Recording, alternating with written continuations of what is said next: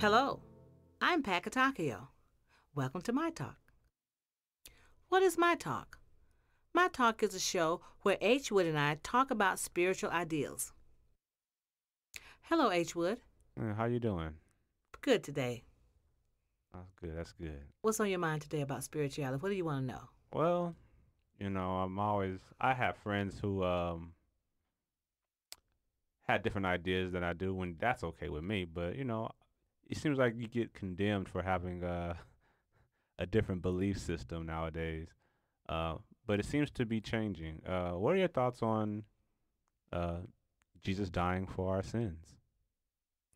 Um, well, that's a tough question to answer at this point because I've written a book called Revelations New Beginnings, which are eye openers to make you think. And if I tell you the answers to that, then you won't get a chance to really understand it in its entirety because we don't have the time. So what I would suggest that you do is go online to my website, katakiospath.net, or on Amazon and order Revelations New Beginnings. And it explains the whole process of the crucifixion, Hmm. why it was done and what it was for, and the lessons that are learned from it. Okay, okay, I'll do that. But by the way, what's your take on the world as you see it right now? The economy, um, people want not wanting to vote for a black president. Is anything spiritual tied into this? Is there anything that we're overlooking? Oh, of course. First of all, uh, there's a life process that most people are not even aware of. Mm-hmm. And at this point in our evolution, um, the world that we know of it is coming to an end, but it's not the end of the world, it's the end of Oh, foolishness. okay. end of foolishness, the end of greed, Mm-hmm. the end of prejudice, the end of racism, it's the end of judgment, fault finding, it's the end of all wrongdoings. Do you really believe that? Oh, absolutely. Mm. Absolutely. We're in full fledged prophecy.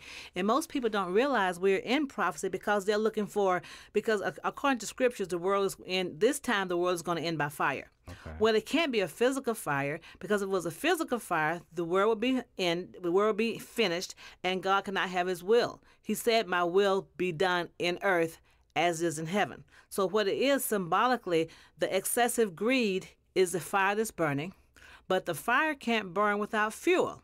And the fuel is hatred, anger, resentment, wars, stealing, killing, alcohol and drug abuse, gang violence, and all the combinations of negatives in appearances that is the fuel to make the fire burn. So we're in full-fledged prophecy. The world is burning, it's on fire, and it's being destroyed right now with all of these negatives that we have allowed to govern us because we are ignorant of the fact of the life process because church does not explain it to you from fear that they won't have a congregation anymore, because once you understand who you are in God Mm-hmm. and who God is in you and the power that you possess, there's no need to go to a building and have someone to feed you a bunch of rhetoric that is not true, never have been true, and not Well, yeah, coming to because I pass. know by you saying that, I have friends who believe that Jesus died for their sins. But I know I went to one of my friends' church one day and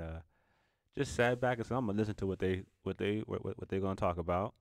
And the message basically of the whole day was there's an enemy out there, there's a devil out there.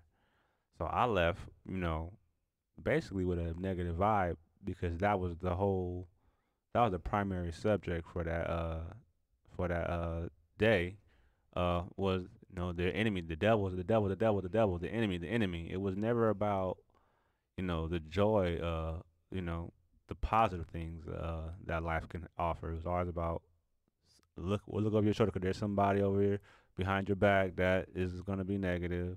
We call that the devil.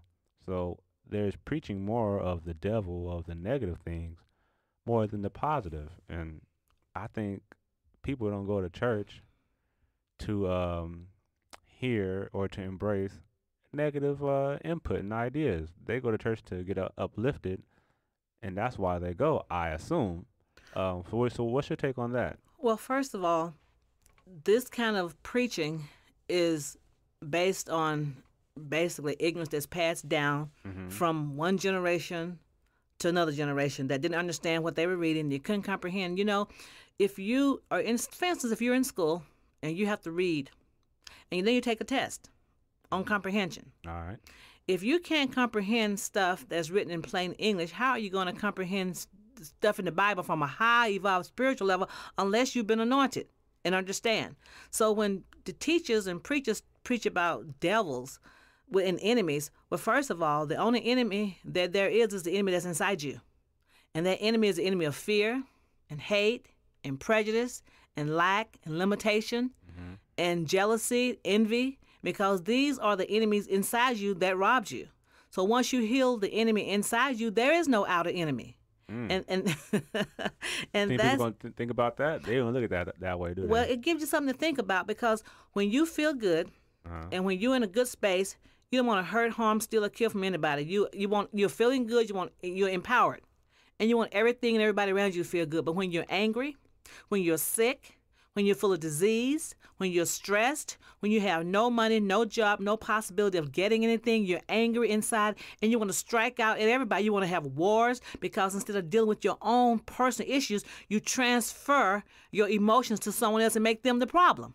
Right. And that's the problem, because nobody's teaching you that your illnesses and your pain is self-inflicted from your own idea of lack and limitation, and the idea that there's a devil, somebody out there somewhere doing something to you. You are the only devil in your life that's doing anything to you, and the devil is ignorance of spiritual laws. So what about the whole idea that Jesus is coming back, but there's no set time of or date of when he's going to come back? We just know that he's coming back. When I was a little kid, I've heard the story of him coming back when I was 5. Then I became 10 years old. Jesus is coming back. He's coming to judge us all. Then I heard when I was 15, he's going to come back to judge us all. Then I became 20 years old. He's coming back to judge us all. Then 21, then 22, then 23, then 24. He's coming back to judge us all. 25, he's coming back to judge us all. And I start to think maybe he would just be coming back.